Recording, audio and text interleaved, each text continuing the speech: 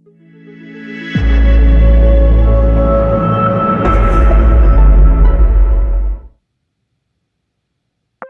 must be Saul? Yes po. Emil, Ara's father. Ano ba nangyayari? Bakit iniisip nilang boyfriend mo ko? Can you at least pretend for today para lang makampante sila? Okay. Di ba nurse ka? Kasi meron akong kaibigan nagtatrabaho sa Croatia. Baka interesado ka, okay yung bayad. Ano naman ang nagustuhan mo kay Ara? For sure, hindi niya sasabihin maganda. Bakit po ganyan yung pagsalitaan si Ara? Sir, sorry pero binabasos po ng mga kamag-anak niyo yung anak niyo.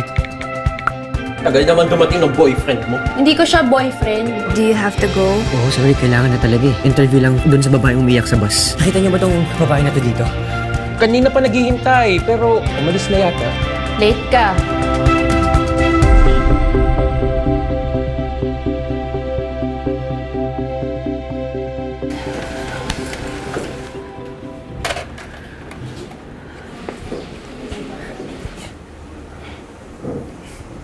Okay.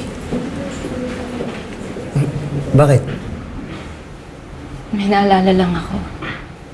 Alam mo ba si Andy, nangongolekta yun ng mga laruan? Babe, what do you think? Okay ba tong post niya? Tapos kinukuhanan niya ng mga pictures, pinapost niya sa social media. Iangat mo na lang to para mas makita tong side na to. This one? Okay.